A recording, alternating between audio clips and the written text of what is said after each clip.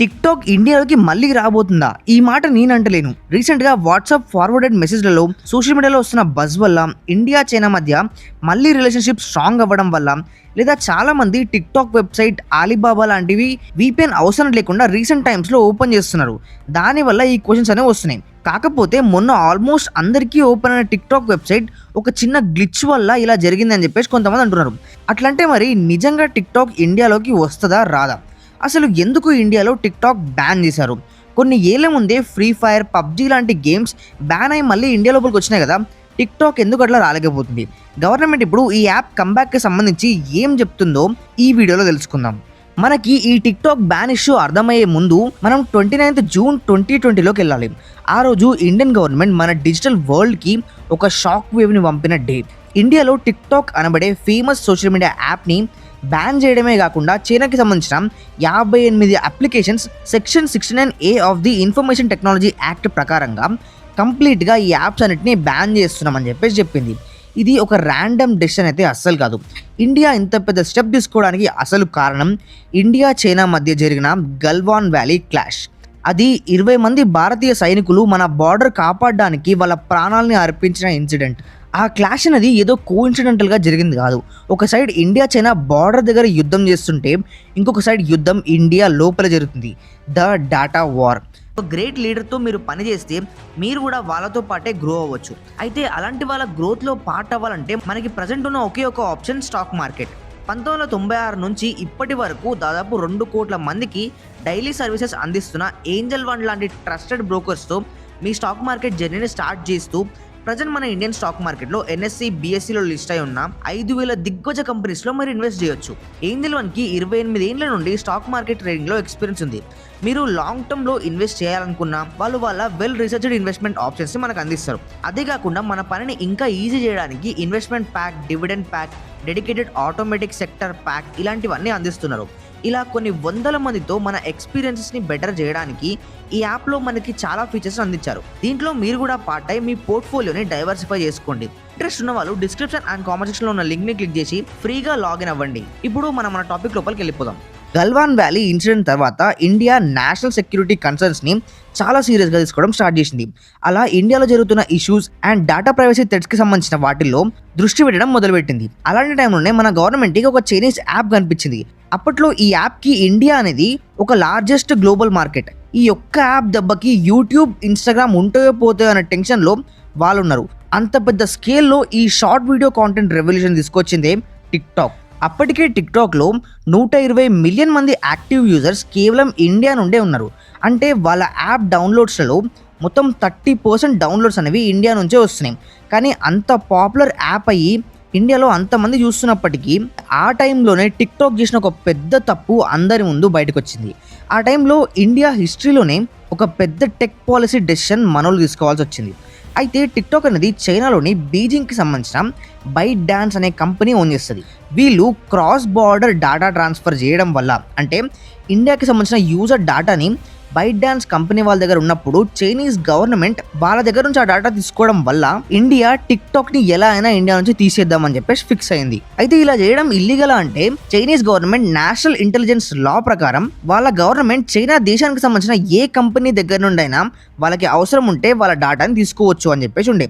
అట్లా టిక్టాక్ వాళ్ళ పార్ట్నర్స్కి users info పంపించడం, అనలిస్ట్ ఫర్మ్స్ వాళ్ళకి డేటాని షేర్ చేయడం, అడ్వర్టైజర్స్కి పంపడం, లీగల్ కంప్లైన్సెస్ వస్తే వాళ్ళకి డేటా షేర్ చేయడం, ఇలాంటి వాటన్నిటికీ ఇండియా వాళ్ళతో పర్మిషన్ తీసుకోకుండా మన డేటాను షేర్ చేస్తూ ఉండే. సో ఒక దేశానికి సంబంధించిన 120 మిలియన్ మంది డేటా ఇంకొక దేశానికి ఎలా పంపిస్తారు, ఇండియన్ యూజర్స్ డేటా మాకు తెలియకుండా మీరు ఎలా షేర్ చేస్తారు అని చెప్పేసి ముందు ఫస్ట్ ఆఫ్ ఆల్ టిక్టాక్ని లాక్ చేసి పడేసింది. అలా ఆ రోజు యూజర్స్ వాళ్ళ యాప్లో కాంటెంట్ని యూజ్ చేద్దామని చూస్తే అప్పటి నుంచి వాళ్ళకి ఎలాంటి కాంటెంట్ చూపించకపోవడం, సడన్గా యాప్ క్రాష్ అవ్వడం అండ్ వర్క్ చేయకపోవడం లాంటివి చాలామంది నోటీస్ చేశారు.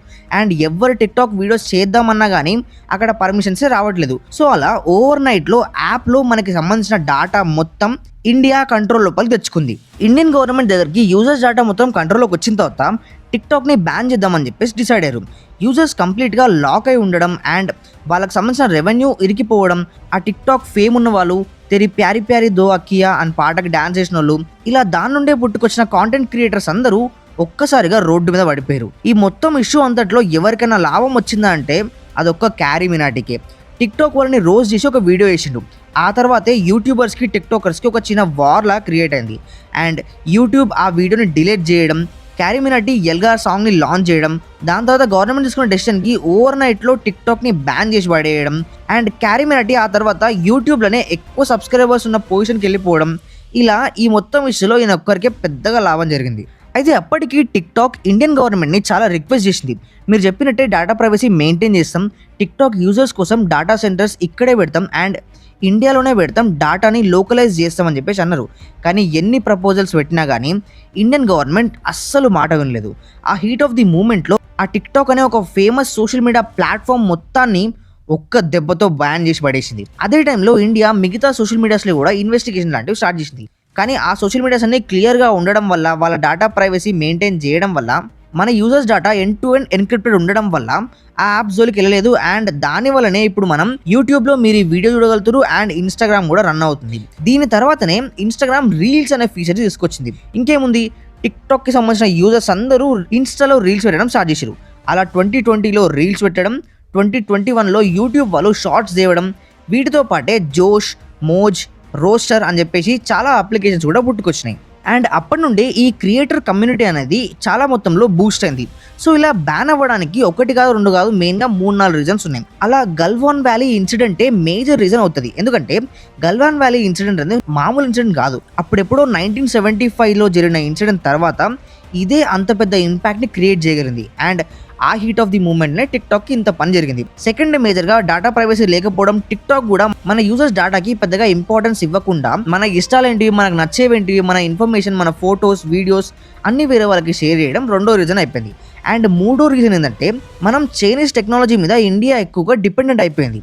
దాన్ని తగ్గించాలి అండ్ చైనీస్కి సంబంధించిన యాప్స్ కొన్ని ఇండియాలో ఎక్కువ మ్యానిపులేషన్స్ లాంటివి స్టార్ట్ చేసినాయి. అండ్ వాటి అల్గోరిథమ్స్లో చాలా మొత్తంలో మిస్ఇన్ఫర్మేషన్ని ఫాస్ట్గా స్ప్రెడ్ చేస్తూ ఆల్ ఓవర్ ఇండియాలో అలాంటివి పంపిస్తూ ఉన్నారు. సో దానివల్ల భారత్ యువత మొత్తం తప్పుదారి పడుతుందని చెప్పేసి సెక్షన్ 69 యాక్ట్ ప్రకారం గవర్నమెంట్ వాళ్ళు యాప్స్కి పబ్లిక్ యాక్సెస్ అనేది బ్లాక్ చేసి పెట్టేసింది. కానీ ఒకప్పుడు అంటే ఇండియాకి చైనాకి పడతలేదు, బట్ ఇప్పుడు అలా ఏం కాదు కదా. ట్రంప్ ఇండియా మీద ఇలాంటి టారిఫ్స్ లాంటివి వేసినందుకు చైనాకు మనకు రిలేషన్షిప్స్ మళ్ళీ బెటర్ అయినాయి. సో రెండు దేశాలు మళ్ళీ మాట్లాడుకుంటున్నాయి. అలాంటప్పుడు ఈ టిక్టాక్ మళ్ళీ కంబ్యాక్ అయ్యే ఛాన్స్ ఉందా అని చెప్పేసి అడుగుతున్నారు. మన సోషల్ మీడియాలో వస్తున్న ఎక్సైట్మెంట్ వల్ల లేదా రీసెంట్ వైరల్ క్లెయిమ్స్ వల్ల టిక్టాక్ మళ్ళీ రిటర్న్ రాబోతుంది అని చెప్పే బజ్ అనేది గ్రౌండ్ లెవెల్లో చాలా ఎక్కువ మొత్తంలో క్రియేట్ అయింది. దానికి రీజన్ ఏంటంటే రీసెంట్గా చాలామంది టిక్టాక్ అని సెర్చ్ చేయగానే ఒక వెబ్సైట్ మీద వస్తుంది. ఆ వెబ్సైట్ అనేది ఎలాంటి VPN లేకుండా ఓపెన్ అయిపోతుంది. అందులో మనం ఎలాంటి టిక్టాక్ వీడియోస్ చూడలేం. కాకపోతే ఆ వెబ్సైట్ ఎలా ఓపెన్ అవుతుంది, మేబీ దీనికి అండ్ ఇండియా చైనా రిలేషన్స్ మధ్య లింక్ ఉండి మళ్ళీ ఈ యాప్ రాబోతుందేమో అని చెప్పేసి అనుకుంటూ వచ్చారు. అలా ఒక్కొక్కరు ఒక్కొక్క స్పెక్యులేషన్ వేసుకొని టిక్టాక్ పాలసీ రివర్సల్ చేసి మళ్ళీ తెప్పిస్తారేమో అని చెప్పేసి ఆశతో ఉన్నారు. అండ్ దానికి తోడుగానే మళ్ళీ ఈ బైట్ డాన్స్ అనే కంపెనీ వాళ్ళు రీసెంట్ గా ఢిల్లీ దగ్గర ఉండే గుర్గాంలో మా కంపెనీలో జాబ్ ఓపెనింగ్స్ రెడీగా ఉన్నాయి, ఎవరికైనా మా కంపెనీలో జాబ్ కావాలంటే అప్లై చేసుకొని అని చెప్పే పోస్ట్ అనేది వైరల్ అవుతూ వచ్చింది. అలా ఈ కంపెనీ ఇండియాలో మళ్ళీ గ్రాండ్ కంబ్యాక్ ఇవ్వబోతుందా అనే క్వశ్చన్ అందరి మైండ్లోకి వచ్చేసింది. ఇంకొంతమంది అయితే రావడమేంది, మోదీ చైనాకు పోయిందే టిక్టాక్ కోసం, టిక్టాక్ని ఇండియాకి తెప్పియడం కోసం అని చెప్పేసి ఎక్స్పెక్టేషన్స్ పీక్లో పెట్టుకున్నారు. కానీ యాక్చువల్ రియాలిటీ ఏంటిదంటే మన ఇండియన్ గవర్నమెంట్ క్రిస్టల్ క్లియర్గా టిక్టాక్ బ్యాన్ ఇంకా యాక్టివ్లోనే ఉంది. దాన్ని అన్బ్యాన్ చేయాలంటే వాటి ఆర్డర్స్ ముందు మినిస్ట్రీ లేదా డిపార్ట్మెంట్ దగ్గర నుంచి రావాలి. కానీ వాళ్ళు మాత్రం అసలు దీన్ని తెచ్చే ఆలోచనలోనే లేరు అని చెప్పేసి ఖరాఖండిగా చెప్పేసింది. మరి ఇన్ని రోజులు వెబ్సైట్ ఓపెన్ అయింది కదా అంటే రీసెంట్గా స్వయంగా గవర్నమెంట్ సోర్సెస్ నుంచే మీరు నిన్న మొన్న చూసిన ఈ వెబ్సైట్ ఓపెన్ అనేది చిన్న టెక్నికల్ గ్లిచ్ మాత్రమే, అది ఇంతకుముందు కూడా అలా అవుతూ వచ్చింది, కాకపోతే మనోళ్ళు ఇప్పుడు నోటీస్ చేసి ఆ న్యూస్ని వైరల్ చేస్తారు అని చెప్పేసి గవర్నమెంట్ అఫీషియల్స్ నుంచి న్యూస్ వచ్చింది. అండ్ ఆ యాప్ని మళ్ళీ అన్బ్యాన్ చేసే పనిలో అయితే గవర్నమెంట్ అస్సలు లేదు అని చెప్పేసి కూడా చెప్పింది. ఎందుకంటే నీకు ప్యారీ ప్యారీ దో అకియా కావాలా లేకపోతే దేశం సెక్యూరిటీ కావాలా? చైనా నుండి ముందు జరిగినట్టు మళ్ళీ జరగదు అన్న గ్యారంటీ ఏంటిది? అండ్ మనం ఎంత చైనాతో మంచిగా ఉన్నప్పటికీ ఒక కన్ను మాత్రం ఎప్పుడూ ఆ కంట్రీ మీద ఉంటుంది. ఎందుకంటే పాస్ట్ ఎవరికి గుర్తున్నా లేకున్నా కానీ పోయింది మన ఆర్మీ సోల్జర్స్. ఏదో ట్రంప్ని భయపెట్టాలని చెప్పేసి మిగతా కంట్రీస్తో చేయగలుగుతున్నాం, అంతేగాని ఈ కంట్రీతో మంచిగా ఉన్న వెంటనే ఆ యాప్స్ అనేది తెచ్చేస్తాం అని చెప్పేసి అపోహ లాంటివి పెట్టుకోకండి అని గవర్నమెంట్ ఖరాఖండిగా చెప్పింది. రీసెంట్ అఫీషియల్ స్టేట్మెంట్స్లో ministry of electronics and information technology వాళ్ళు కూడా బ్యాన్ చేసినామంటే బ్యాన్ చేసినాం, మళ్ళీ తీసేది లేదు అని చెప్పేసి చెప్పింది. 2020లో టిక్టాక్ బ్యాన్ అయింది అండ్ అప్పటి నుంచి ఇప్పటి వరకు గవర్నమెంట్ మళ్ళీ టిక్టాక్ని తేవాలి అని చెప్పేసి ఎలాంటి ఆర్డర్స్ ఇష్యూ చేయలేదు. ఇది గవర్నమెంట్ దగ్గర నుంచి వచ్చిన స్ట్రైట్ ఫార్వర్డ్ ఆన్సర్.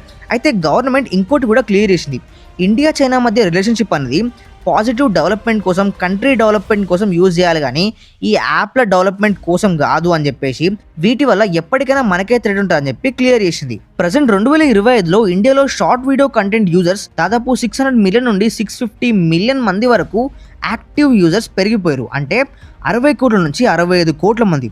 దీంట్లో 16 కోట్ల మంది మోజ్లో యాక్టివ్ యూజర్స్ ఉన్నారు. చింగర్లో 5 కోట్ల మంది, యూట్యూబ్ షార్ట్స్లో 2.52 బిలియన్ యూజర్స్ వరల్డ్ వైడ్గా ఈ యాప్ని చూస్తున్నారు. అలా 2 బిలియన్ల షార్ట్ ఫామ్ వీడియోస్ అనేవి రోజు ఇన్ని కోట్ల మంది చూస్తారు. యావరేజ్గా ఒక వ్యక్తి 55 నుంచి 60 నిమిషాలు ఈ షార్ట్ వీడియోస్ చూడడానికి కేటాయిస్తున్నారని చెప్పేసి డేటా ప్రకారం చెప్తుంది. ఇది యావరేజ్ డేటా మాత్రమే, ఇండివిజువల్ పర్సన్ డేటా అయితే కాదు. సో ఇంత హైప్తో ఇంత క్రేజ్ ఆల్రెడీ ఉంది కాబట్టి దాన్ని ఫుల్ఫిల్ చేయడానికి కూడా చాలా యాప్స్, చాలా లీగల్ యాప్స్ ఇండియాలో రన్ అవుతున్నాయి. అండ్ ఇప్పుడు మనకైతే టిక్టాక్తో పెద్ద అవసరం కూడా ఏం లేదు, కానీ వస్తే బాగుంటుంది అని చెప్పేసి చాలా మందికి అయితే ఉంది. సో ఫ్రెండ్స్, ఇది వీడియో ఇన్ఫర్మేటివ్గా అనిపిస్తే వీడియోని లైక్ చేయండి, షేర్ చేయండి. మరిన్ని ఇలాంటి వీడియోస్ కోసం మన ఛానల్ సబ్స్క్రైబ్ చేసుకోండి. See you in the next video and thank you for watching. This is Sai Vardhan signing of.